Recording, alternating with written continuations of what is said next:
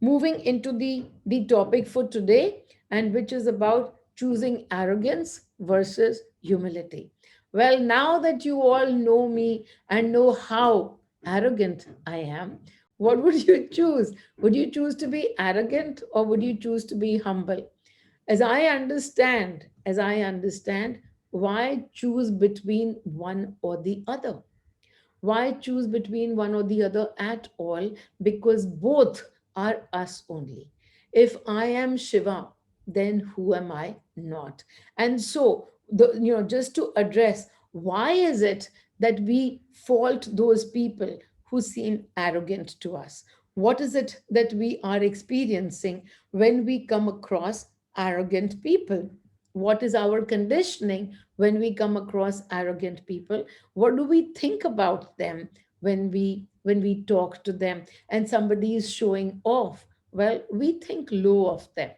Why do we think low of them? Oh, he's just showing off just because he has this and everybody else doesn't have that. Not them. What are you coming from? You are coming from either from jealousy or from a conditioning that somebody who is doing better than you and shows off. And there's a proverb in Hindi ki ghamandi ka sar neecha. So that somebody who shows off will probably have to look down and will probably have to suffer just because they showed off. And then what is it that we do? We fill ourselves with fear. And so, though we want to share with others all our achievements, but we try being humble. And then I just think sometimes, why are we being humble? Already, we're the first ones to beat ourselves when we do something wrong. But when we do something good, when we are actually doing something that we are feeling proud of, pride is something that is looked down upon. Looked down upon by who? Firstly, by you. We shouldn't be proud, we should be humble. And so, when we start to release, what is it that is going to happen if you show your pride? Oh, I will not be accepted by people. I will be rejected by somebody or the other. They won't like me. I won't be liked by others if if I'm showing off or if I'm being proud. So I have to appear to be ordinary and not extraordinary. But in this group, what is it that we always remind ourselves of? That I am awesome. And so understanding that awesome is simply a title, it's actually not even an adjective. I tell people, when I call myself awesome, I'm not using it as an adjective, it's a noun. It's my property because I'm Shiva. And so it's simply the property of Meenal to be awesome. And so, just as if you were to think about water, how would you think of water? The water is wet. If the water calls itself wet, is it showing off? Nope. That's just the property of water. And that's how awesomeness feels to me. I am Shiva, and so therefore I'm awesome in every which way. There is no showing off, there is no somebody above the other. I'm awesome. In that awesomeness, I also recognize that you are awesome, because just as I am Shiva, the creator of my universe, you too are Shiva, the creator of your universe. It might be that you can't see your awesomeness, but I see your awesomeness. And so that's why I honor each one as Shiva. Just a few days ago, somebody said to me, she received that I was the Devi. What does it mean for me to be called the Devi? It means the same as what it means to me to be called awesome. It's a property. It's not an adjective. It's not that I'm the only Devi. It's our property to be the Devi, to be the divinity. I have in me the same divinity that you have. You, in the mirror space, are seeing me carrying that divinity. Who am I but your mirror? So, who are you actually bowing down to? To yourself. I am that frequency of divinity that exists within you. And so you bow down to me. As you bow down to me, what is it that I do? What is it that I do? I bow down to you, because to me, I can see the divinity in you. Because who are you? You are my mirror. And so you and I are simply mirrors of each other, bowing to each other. If somebody judges this bowing down, how can they bow down to you? There is no God, or especially, forget there is no God. You are definitely not the God. Well, you haven't recognized the divinity in you. I'm not this body, I'm simply energy. And so that is why. So it's not me. I wasn't like this. I used to judge myself a billion times before even saying that I'm a guide to somebody. But that's been my journey, accepting that I'm simply a frequency. And when somebody bows to me, they're not really bowing to me. They're bowing to their own divinity, because the universe is constructed in such a way that you need to see somebody, and in that you will be able to see a mirror. You can't see your own face, you just simply have to see it through someone. And that's what we always do, isn't it? We are seeing somebody who invokes anger in us. We are seeing somebody who invokes mistrust in us. I am that somebody who invokes your divinity in you. And that's all there is. I'm a role player in your universe. And that's how I understand all of this stuff. When people today come and bow to me, I understand where they are coming from. What they don't see, what they don't see, I see. And I see the divinity in them, and so I bow to them. I understand all of us, Shiva. So in this place, again, coming back to arrogance, of course, have you ever seen the Devi bow down?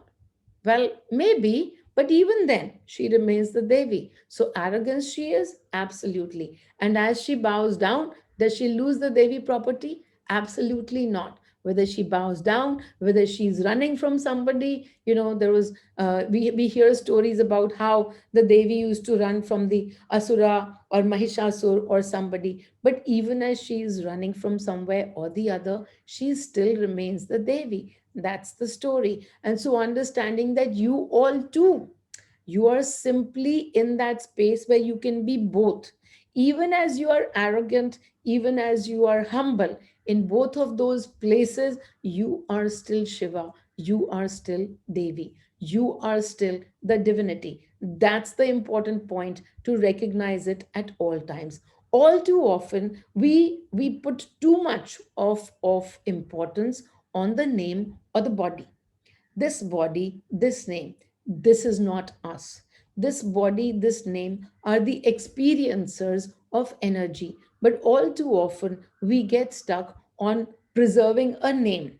This is a name, I have to preserve it. This is my father's name, I have to preserve it. And what if you weren't able to preserve it? What if the name went to dust? What would happen then? Well, I would be so ashamed. I would be this, I would be that. And then, therefore, you are scared to be arrogant. Because if I'm arrogant, I might have to look down at some point in time.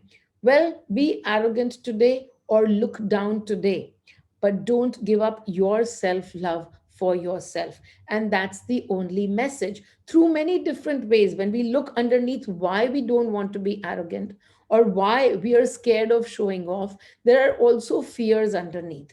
And what kind of fears? I've seen many people, they don't want to share their plans, or they don't want to share the good stuff that's happening to them. Why? Because they are fearful that as soon as they share something that's happening to them, bad stuff starts to happen to them. Why does the bad stuff happen? Does it happen because they tell their good stories to others? No. It happens because they think awful stories to themselves. It's not about what you tell to others, that's action. But as you are telling someone else, if you are thinking, oh, I've had to tell her this, but every time I say, my plans to somebody, and the plans always get crapped out, or the plans always crash, then what is happening over here? You're actually sitting in a lot of fear, and that's your fear manifesting, not this one line that you told somebody about your plan, but the fact that you thought that if you tell someone, bad stuff is going to happen.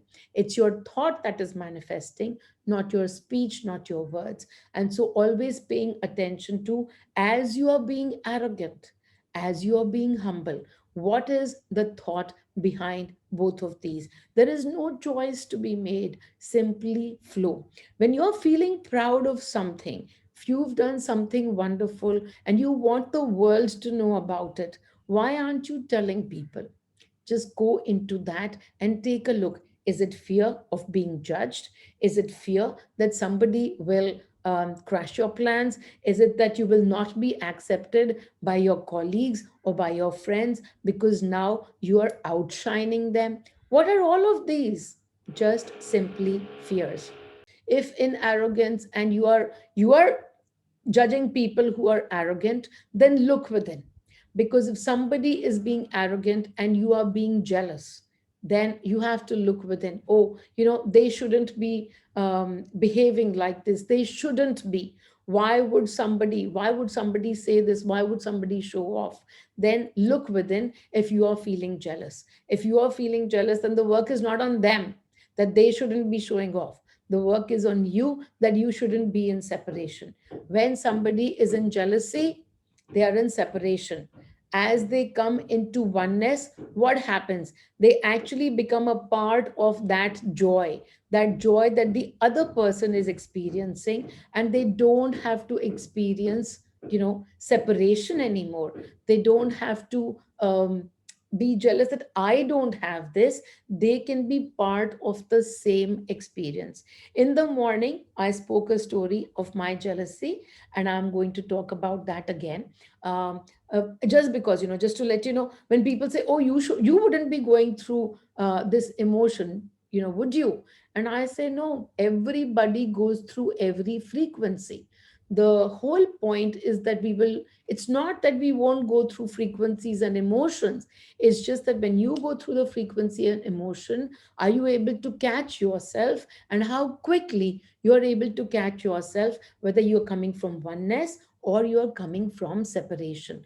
If you are coming from separation, no matter what the premise, it could be a profession where you're coming from separation, it could be a relationship where you're coming from separation. But if you are coming from separation, then the work is within. How to operate from oneness? Always, that's a question that just got asked, through awareness. Because you are in the body, you are constantly going to be shown separation. That's what we took birth for. And now that we are aware that the path is towards oneness, then the minute we come into separation, and then we become aware that over here we are coming from separation. I just mentioned this, let me repeat again. The journey is not that we won't come into separation. The journey is not that we will not experience frequencies like anger, like jealousy, like sadness, like grief. These are simply frequencies, and we are receivers and transmitters. So we will receive any channel that comes on. But if we are aware, then we can quickly look at the channel that we are playing and shift our channel to get back to abundance instead of being in lack, to get back to joy instead of being in jealousy. And so this is my story. And so just about 2 or 3 years ago, 3 years ago maybe, so I was there in Coimbatore, and and I was being shown this beautiful ashram. I had a workshop, so the workshop was the next day. And as I roamed around, and I fell in love with the beautiful Shiva, and I, in guidance, I asked Mani, when will MPFY have such a beautiful place where so many people can gather, and there can be so much of masti, so much of abundance, and there can be so much of joy. Everybody who comes to that place gets the energy and receives so much peace. They get so much of, lovely space to be within, to look within. And so I was like, wow, what a beautiful, amalgamation of the energies. And when will MPFY have such a place? And Mani quickly responded to me, and his answer was never. And as he said never, my heart shattered, because I was like, really? We're never going to have this kind of place, where everybody can collect and get peace? And he said, nope, never. And so I came back home, but I knew that I was not happy. I was not happy with that answer. And so if I'm not happy, then I have to look within and see why am I not happy. And so I looked and I was coming from separation, because who is Jaggi if not I? Who am I if not Jaggi? So when I started to look within, I quickly was able to release the jealousy and then come into oneness and to enjoy that, wow, what a beautiful space has been created, and everybody can now come over here and feel so happy, feel so joyous, and be in this beautiful energy. And look, that's what he was told to create, and here he has created. That's his role. My role doesn't contain it, but who am I if not Jaggi? And so I came into total oneness, and I let go of this little wish that had just popped up, and then that wish had shown me that I was holding, or at least I had tuned in to the frequency of jealousy. In the morning when I got up, just before I got up, and Mani came in guidance again and said to me, now, and he said, you're never going to have this because you don't need it. You are sending your frequency to everyone. Everyone's home is going to be a peaceful, joyous, beautiful place. They won't need to go anywhere. Their own homes are going to be the ashrams. Their own homes are going to be the temples. Their own homes are going to be filled with so much masti and so much abundance, because you are sharing with them this energy that you hold. When I heard that, I felt, ah, so lovely. I went, and then I felt, acha, okay, this is going quite all right. But so beautiful that Mani didn't tell it to me the night before. Why didn't he tell it to me night before? Because he had to show me that I hadn't processed this layer of separation. So I had to simply process that layer of separation and come into oneness. And as I came into oneness, the full answer came, that why would anybody need a separate ashram? Their homes are going to be the joyous places, the ashrams. And now it felt even more beautiful. That person has a beautiful place, and that's so amazing. Because it's for all the people who are receiving those frequencies, and all of you, your homes are going to be your ashrams. You don't have to travel anywhere, and you can be in that place, in that beautiful ananda inside at any time that you choose to go into this frequency. And so making you, what's the story for? Simply making you understand that everything is just a frequency, and our job is to bring ourselves back to oneness. So if you are experiencing jealousy, or if you're experiencing shame, either ways, there is not a play of oneness. So what is your job? Your job is not to match up with the Jones, right? What was that saying? Matching up with the Jonases or whatever. But that's the English proverb, right? But um, but our job is not to keep matching up outside. Our job is actually to simply look within and let go of this separation. And as we let go of more separation, all the abundance opens up, and we are able to experience that abundance. This experience is not about having money.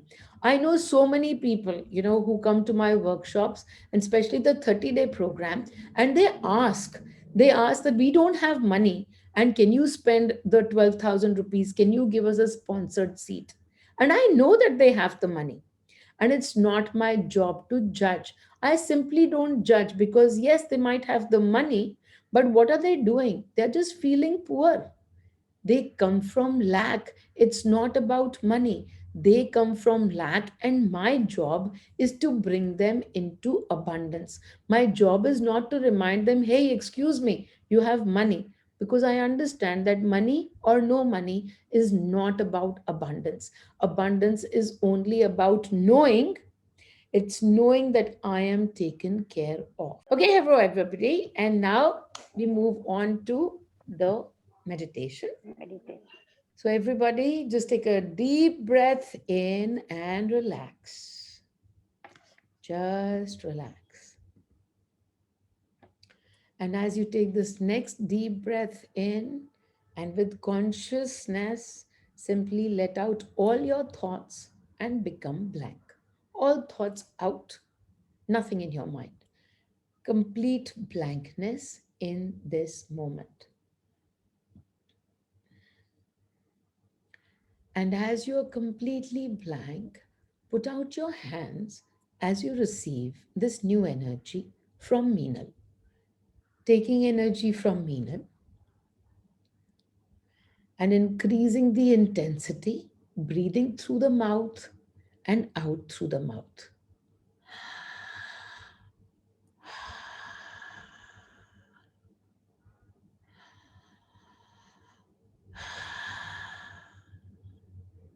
Couple of breaths through the mouth, putting your hands out.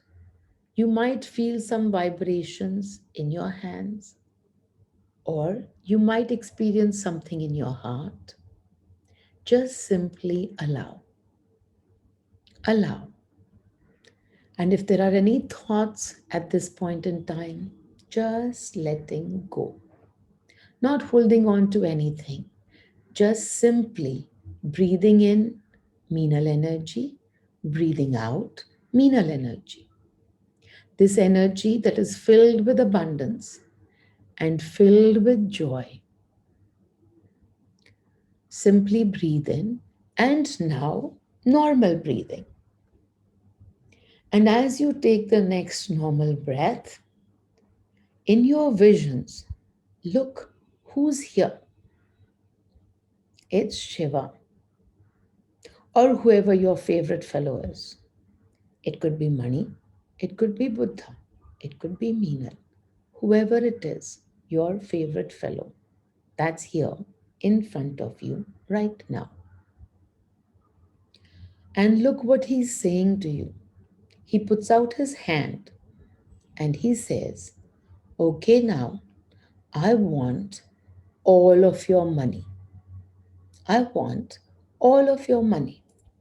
What are you going to do? Are you going to give it to him? Here is Shiva. He's asking for all your money.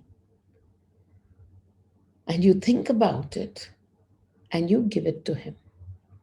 And the next he says, I want all your houses, your bank accounts, your cars.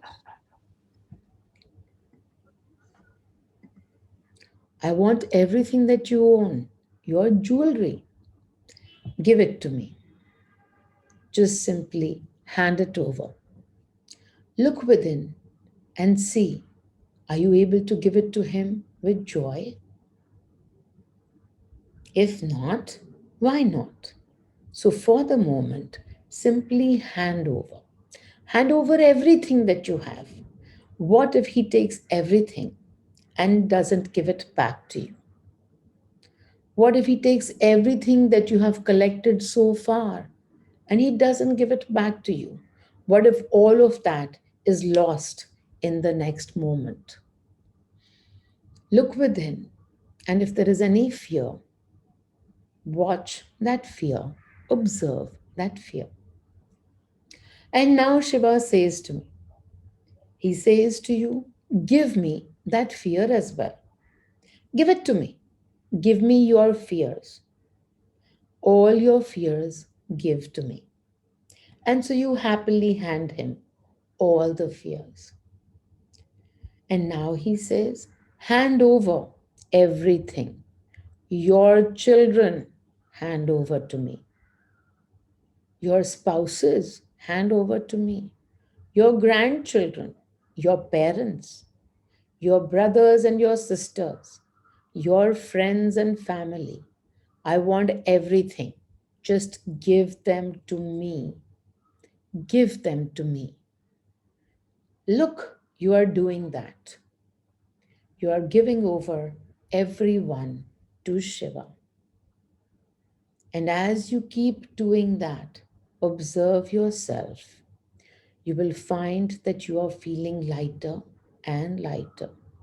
Just handing over everything that you are holding, everything that belongs to you, all of these that belong to you, your jewelry, your money, your sister, your brother. These belong to you, your children, your spouse. Hand over everything. And as you do that, now he asks you, hand over all your pains as well. All your pains, just hand over to me. And you do that too. All your sorrows, give them to me. And yes, you most happily give those away. And now look at yourself. You are dancing with joy. And as Shiva looks at you, he laughs. And he says to you, these were already mine. And you thought they were yours. They were already mine. And you thought they were yours. And now I've taken them back. You can use them at any point in time if you wish, but remember, they're mine. I'm just giving them to you for use. That's all. So use them, enjoy them, but they don't belong to you. Do you understand that? Use them, enjoy them, but they don't belong to you. They belong to Shiva.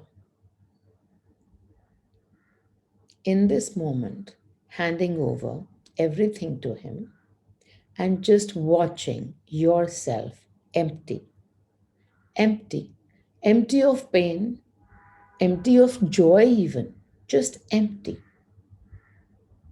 In this moment, you are bliss. In this moment, you are in bliss. In this moment, you are just energy. In this moment, you have given away everything that holds you, that limits you.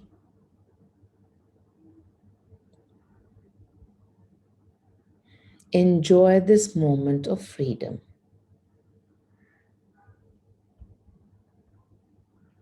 And the next time you hold on to anything, remember you are simply here to enjoy it. Don't clutch on to things, they don't belong to you. Remember, you just gave them away to Shiva. Remember that. Om Mani. Thank you so much. Thank you, all of you. Lots and lots of love to all of you. Thank you so much. Bye bye. See you next week.